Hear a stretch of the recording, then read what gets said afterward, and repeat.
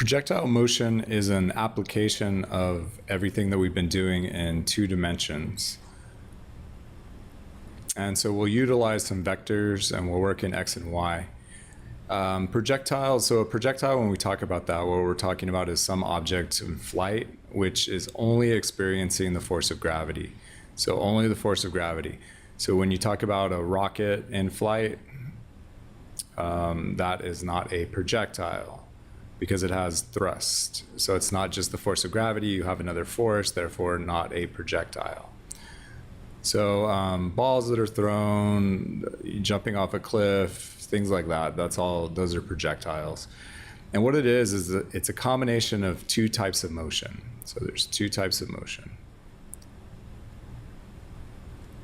that are combined to create the projectile. So should be obvious, but it's going to be one type will be in the X direction and one type in the Y direction. And so let's think about each of these in turn. So first let's deal in the X direction. So what I'm going to do is I'm just going to, if we imagine like an XY plane here, I'm going to pull down these objects into the X direction. And so if I do that, and then I pull this one down, then I can analyze the motion just in the X direction. And, you know, my drawing isn't perfect, so we get something like this. It's pretty close, though. So now we're just looking at these orange ones. So we're looking at the X direction.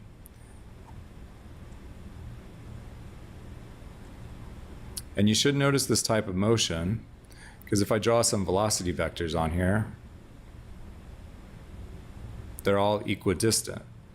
So all these little velocities are the same. I'm not going to draw them all in. But this would be my v in the X direction. So my velocity seems in the X direction seems to be constant, and in fact it is. So Vx equals a constant, whatever that is.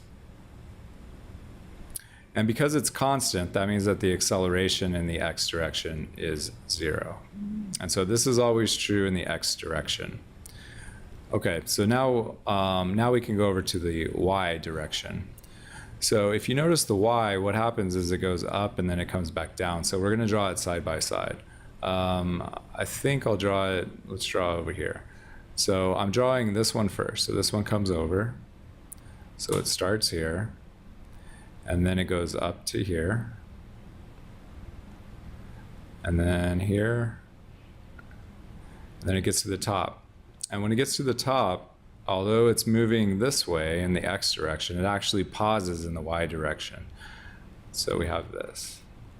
And then it starts coming back down. So we move that one over and the next one. And you should recognize this because this is free fall motion. So it starts with some initial velocity in the Y direction, Vy naught, but that velocity is decreasing. It stops, and then it flips around and starts coming down. So this is free fall. So in the Y direction, we have free fall motion, where the velocity in the Y direction will be given by the function Vy naught plus the acceleration times time. Now, thinking about it, since it's only experiencing the force of gravity, we know what the acceleration is. We can see that the acceleration is getting smaller as it goes up and faster as it goes down, so we know that it's down. And since it's under the force of gravity, we know that it's g. So we can rewrite this. So Vy, so this is the velocity at any point in time, will be given by Vy naught plus gt. And really it's minus gt because that g is down. So you can see that I start with some initial and then we're just subtracting off. Once it turns around, this quantity is negative. So it's becoming faster and faster in the negative direction. And then we can tack on the acceleration in the Y direction is equal to g, or negative g. Okay, so now let's put all these vectors together because then we can think about what's happening with the actual, these are components. We can put these together and build the actual velocity vector. So we'll just slide this one up, And this will be the same on all of them. So in our motion diagram, we don't get any change in the x.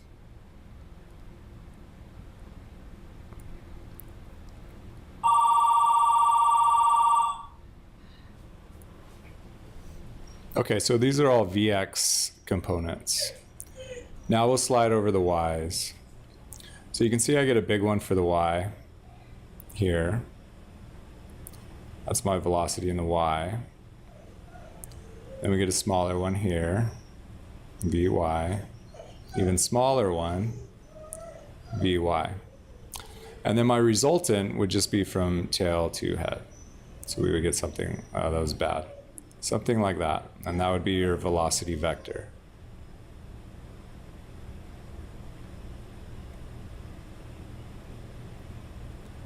Now up here at the top, there's no y component. All this velocity is in the x direction. So this is also your velocity vector. All right, what happens on the other side? Well, on the other side, we just start drawing them down. So we have some drop here, a little bit of drop, then more drop, and so on. So we get the same thing. This isn't groundbreaking. You should have already seen this, or at least seen it coming, I mean, and so on. So we can see that the velocity it's changing direction and it's changing speed as well. This one is much longer than this one, although I didn't draw it accurately. But it's slowing down as it comes up to the top, and then it's speeding up on the other side. So kind of like driving over a hill. So this is our qualitative analysis. Now there's a couple ways to deal with this types of problems that you'll have to deal with. The first one is just horizontal projectile motion. So if we have an object that's launched horizontally, so the initial velocity, whatever, 7 meters per second, and it's launched from some height, so like it's sitting up on a cliff, I don't know, 10 meters. So 10 meters high. Then the question would be, how far does it travel? How far does it travel? And the key here is that the time it takes for this thing to fall down is going to be the same time it would take to travel this way. So we separate it, and then we usually tie it together with time. So in this case, I would look in the y direction, since that's what they tell me. They give me the height. So we're going to have to work in the y. And then we'll use, since it's in the y direction and it's projectile, we know that the acceleration in the y is equal to g. And in this case, the velocity in the y direction is 0. The initial velocity in the y is 0. And then we can use kinematics. So y is y naught plus vy naught t plus 1/2 a t squared. That's acceleration in the y. All right. I would say, the final position, we could flip this upside down. It doesn't matter. The point is, these y's, one of them is 0. So we get y is, vy naught is 0, because there's no velocity in the y direction. So we just get 1/2 of the acceleration, which is g times t squared. And then if we multiply that over, so this is going to be 10. Here, let me substitute. So 10 is 1/2 of 9.8 times t squared. Multiplying over, we get 2 times 10 divided by 9.8, and we take the square root. That would be our time. That would be the time to drop. So if I just dropped it and it started falling, that's how long it's going to take to hit the ground. Now that's the same time that it's going to take to go this way. So we can figure out what that is. So we're going to go in the x direction. And the x direction is constant velocity. So we know the acceleration in the x is 0. And then using the same function,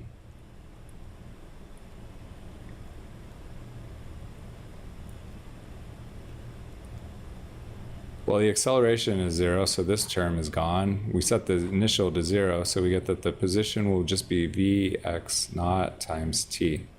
And the initial velocity in the y is 7, so we get 7 times this t, whatever that is. I'm not calculating it. So this is one type of motion that we have to deal with. The next type is going to be launching from the ground. So in this case, we would launch an object with some initial velocity at an angle. I'm exaggerating it so that I can draw. So say you launch it with a velocity of 8 meters per second. Well, you're going to need to know this angle, which say, I don't know, 15 degrees. And we want to know, like, how high does it go, or how far. Let's just answer how far does it go. So we want to know where does it land? So it's going to land over here somewhere. Okay, so we'll kind of go through the same thing, except it's a little different. So y direction. There's actually two ways to do this. We know the acceleration in the y is g. Now we have to think about this motion. So what's happening is it's going up, stopping, and then coming back down. So when you're doing this type of problem, there's two ways to do it. One, you could figure out the time it takes to get to the maximum and then double it. And that would be the time to go up and down. Since we're quadratic, we have symmetry. Or you could say, okay, well, I know the velocity here and here are actually the same. So I know that the velocity here coming down is the same as it is going up. It's just in opposite directions. Either method works. I'll go ahead and do just to the top. So to the top, so the velocity and the y direction at the top is equal to 0. So it comes to rest. So now we can get the time it takes to get up there. So my velocity is equal to the initial velocity plus the acceleration times time. All right. We're going to need to get the initial velocity in the y direction here. So working with our components, this would be vx, and then I'll go back and do vy. So I see my vy is opposite the angle, so this is going to be v sine theta. I can go ahead and do the other one now. Since vx is next to it, that's going to be v cosine theta. All right, so now we can go back. So my final velocity up at the top is 0. So I get 0 equals the initial velocity, v sine theta. The acceleration is g, but remember the acceleration is down, so minus gt. We move this over, negative v sine theta is equal to negative gt, and then we divide. Negative by negative is positive. So the time it's going to take to get to the top, I should have put top up there. This isn't the entire time. Is going to be v sine theta divided by g. So that's the time it takes to get to the top. So if I double that, 2v to top, that would be my time it takes to get up and down. Sine theta over g. So I get the total time is going to be 1/2. So v sine theta divided by 2g.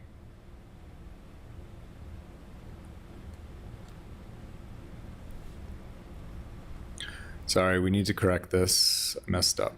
My bad. As soon as I wrote it. If I multiply this side by 2, I got to multiply the other side by 2. So that would be like that. So we get the total time is going to be 2v sine theta over g. Okay, that's if we just do half and then multiply by 2. What if we go up and down? Well, it works out similarly. We get that the velocity is the initial velocity plus the acceleration times time. But the velocity here is equal to the velocity here.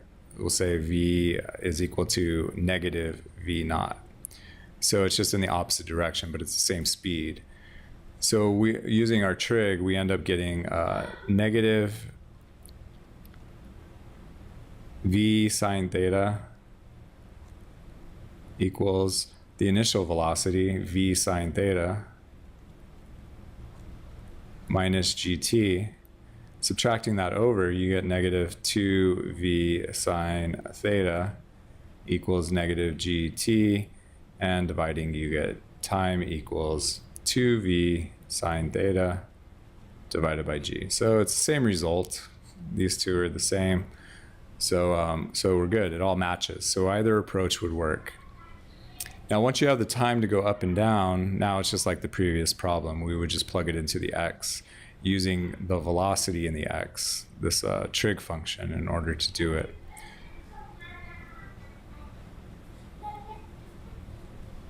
So in the x direction, we would get x is x naught plus vx naught t plus 1/2 ax t squared, where ax equals 0 because it's constant velocity. Initial position is 0.